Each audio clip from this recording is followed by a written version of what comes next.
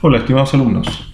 En este videito voy a presentar la solución de un problema de mecánica, con la metodología.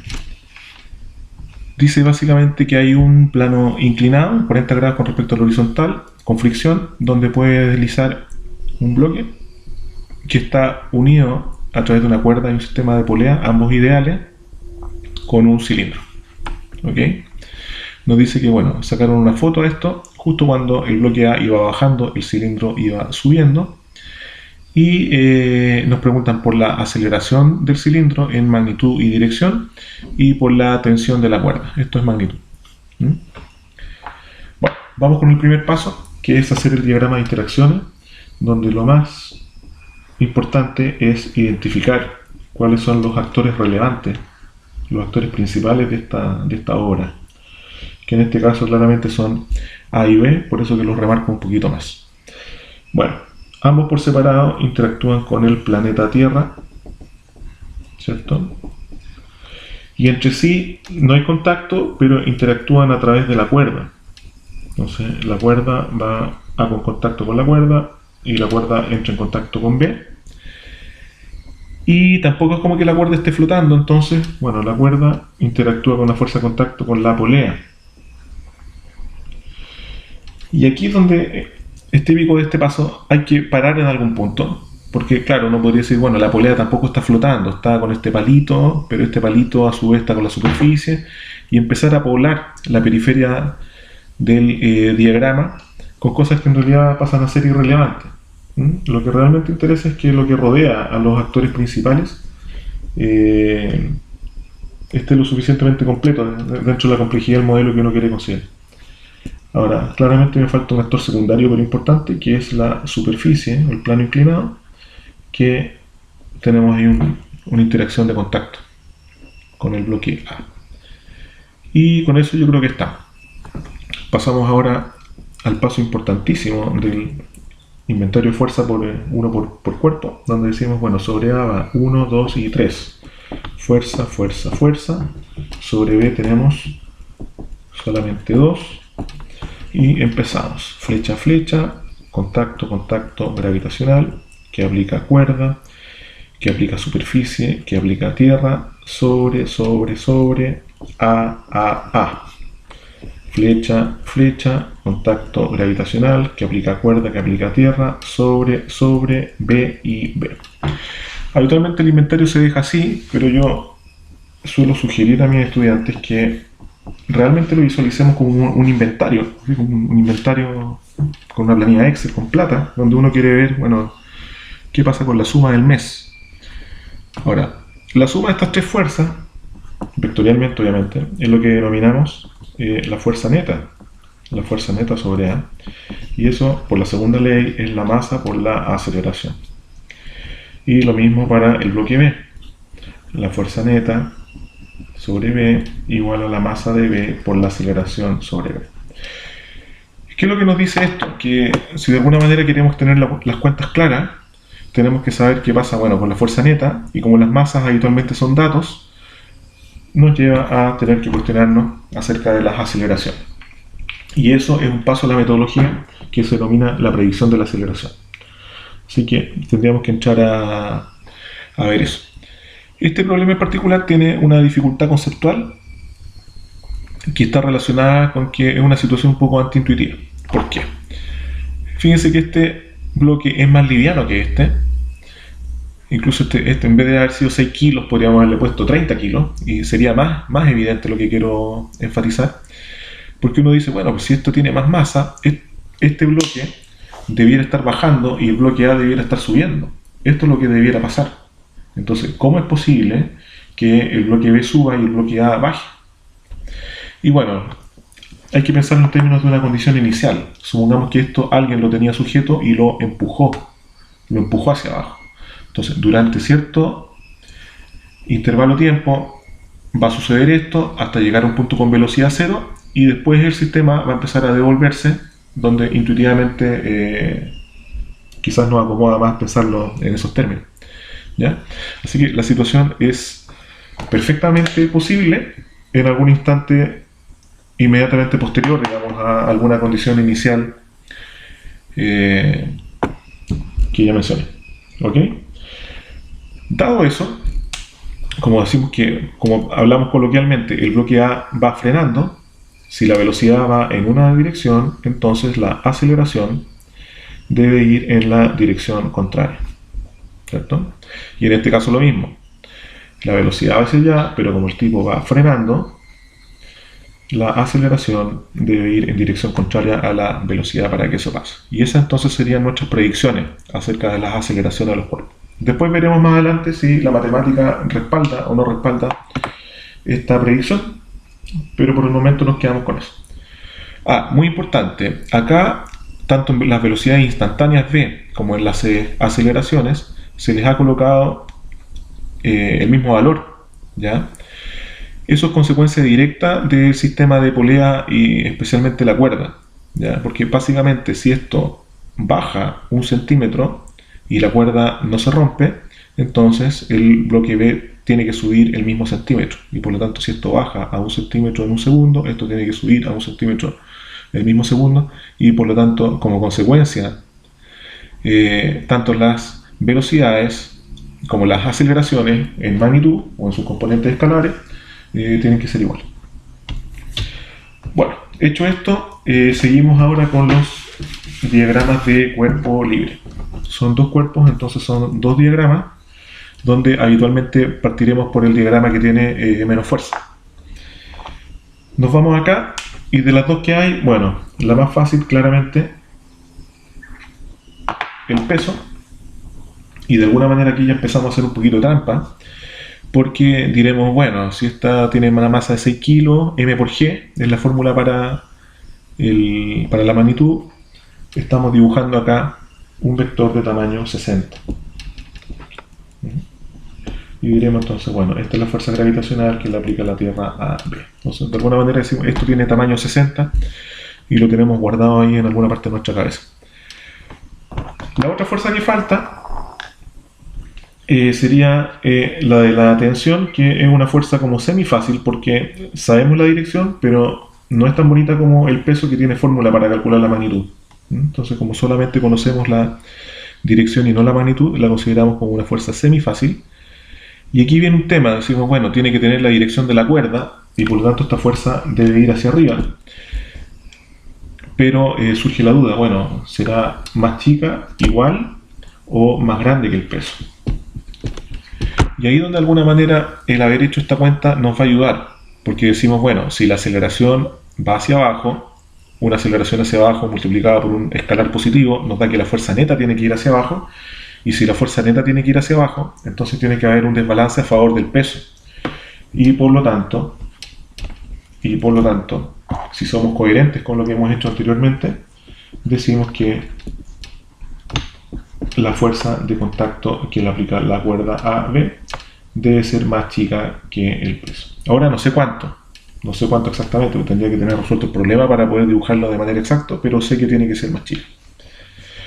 Bueno, ya estamos ok entonces con este inventario, pasamos al otro. En el otro nuevamente partimos con la fácil, que es el peso, pues sabemos magnitud y dirección. Y bueno, si esto tiene tamaño 6 y el otro, como tiene menos masa, tiene que tener tamaño 4, entonces dibujamos un vector un poquitito más chico, ¿cierto? Un vector un poco más chico, ya estamos ok con eso. Y nos están quedando dos fuerzas. Siempre las fuerzas que aplican las superficies sobre los cuerpos son las más difíciles, pues porque de alguna manera son dos en una, porque tendríamos Rossi normal. Así que tratemos de explorar un poquito qué pasa con la fuerza que falta. Ahora, esta es la fuerza de la cuerda, que en realidad es neutra, pero pasa a ser fácil porque ya sabemos algo acerca de la otra. ¿Qué es lo que sucede? Que dado que la cuerda y la polea son ideales, entonces todos los puntos de la cuerda están a la misma tensión. Y por lo tanto, si tenemos este tamaño de flecha, de alguna manera copiamos, pegamos y rotamos de tal manera de dejar en la misma dirección de la cuerda.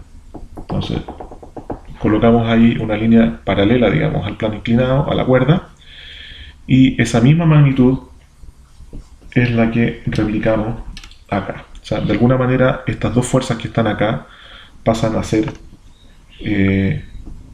una especie como de primas hermanas, digamos.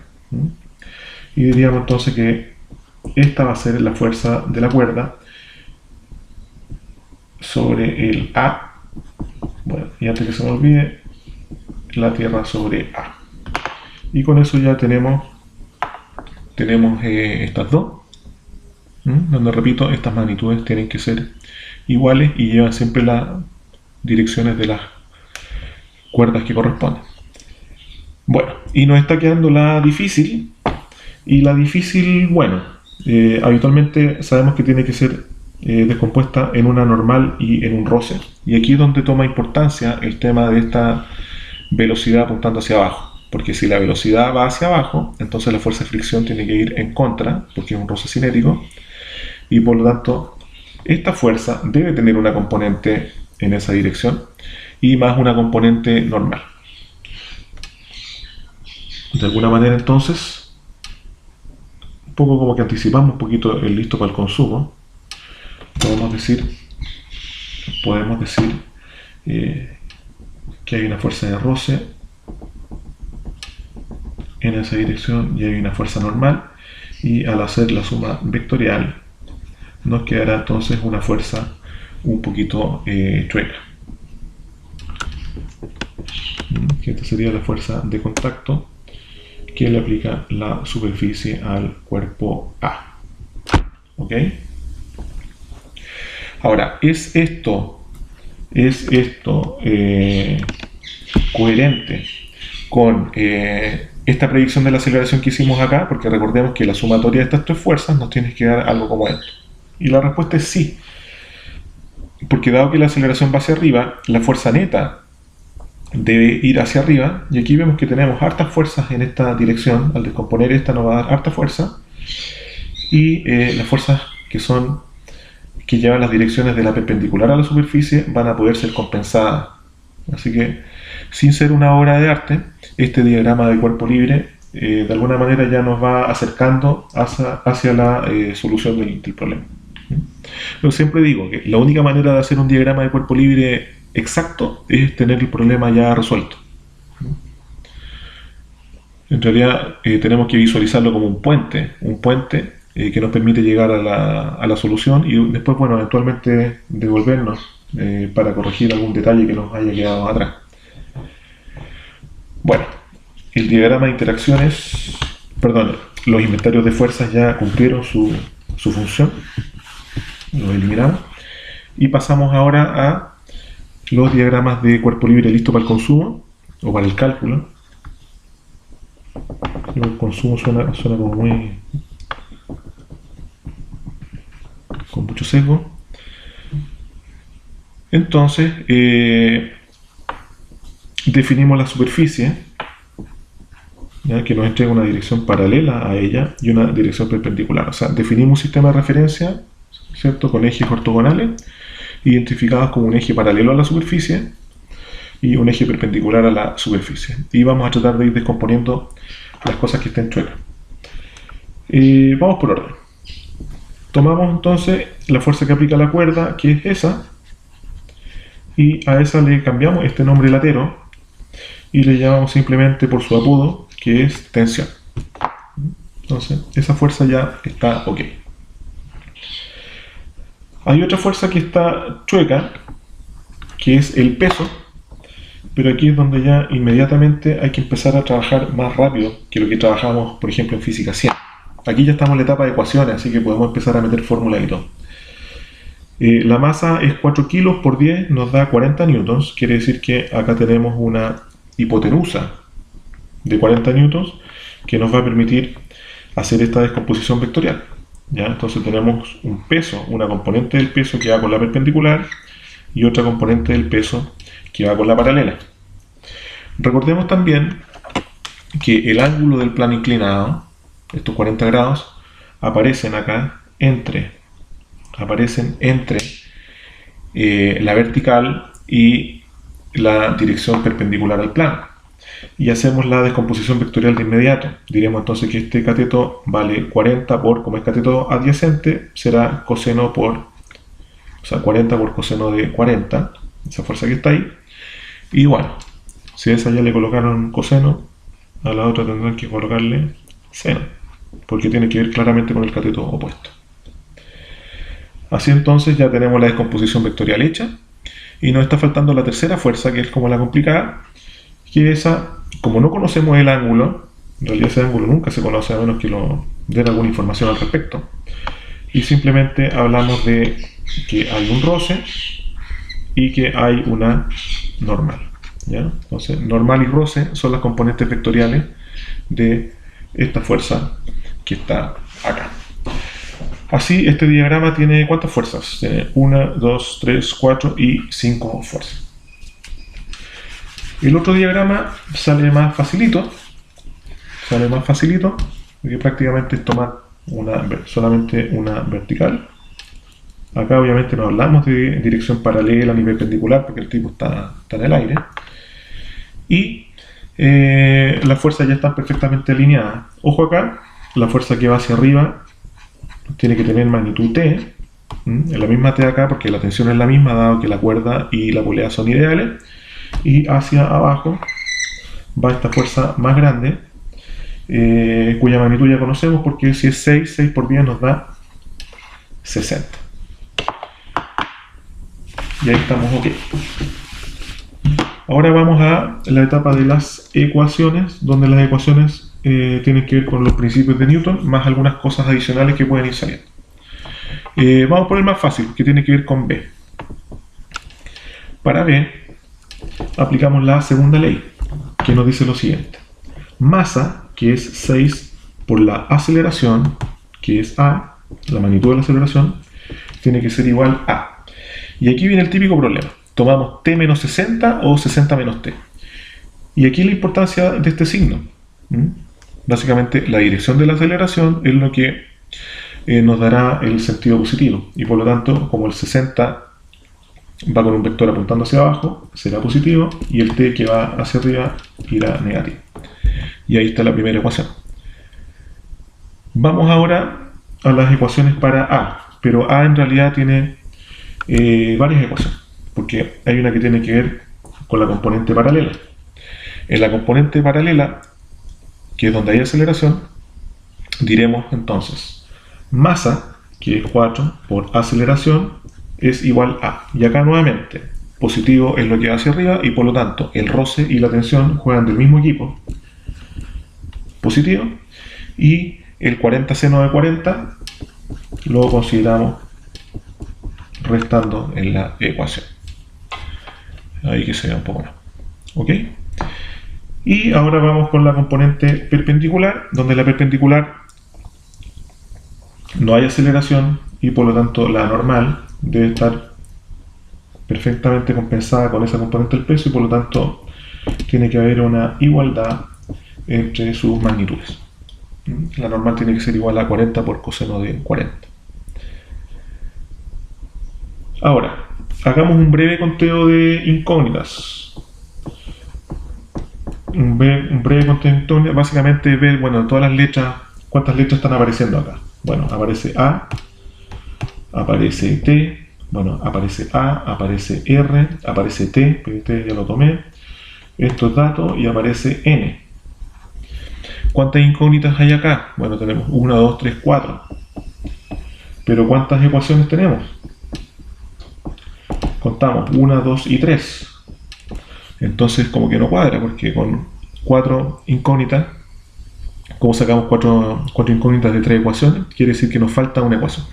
Pero la ecuación que nos falta viene claramente de la fricción, del roce cinético, que relaciona las magnitudes del roce con la normal. Y dice que el roce tiene que ser igual a μ sub c por n, o ¿cuánto le puse? 0,2 por la normal. Y esto entonces nos entrega una cuarta ecuación y con 4 incógnitas, y con esto ya podemos sacar todas estas letras que están acá. ¿Bien? De alguna manera el problema ya está prácticamente resuelto. Vamos ahora a ahorrar acá. Vamos a ahorrar y vamos a resolver este sistemita de ecuaciones. Vamos, la parte más matemática. acá es típico que podemos sumar para eliminar las tensiones. Entonces nos queda 6A más 4A, nos da 10 por A. ¿Qué pasa acá? Nos queda un 60. Las tensiones se restan, nos queda roce, pero el roce es mu, que es 0,2 por la normal, y a su vez la normal vale 40 por coseno de 40 grados, y a todo eso se le resta 40 por seno de 40 grados, y con eso inmediatamente sacamos la aceleración. Le metemos calculadora a esta cosa, ¿ya? Le metemos calculadora, siempre fijándonos de tener en grados esta cosa, que nos da 0,40 dividido por 10, y nos da que la aceleración da aproximadamente 4,04 metros partido por segundo al cuadrado.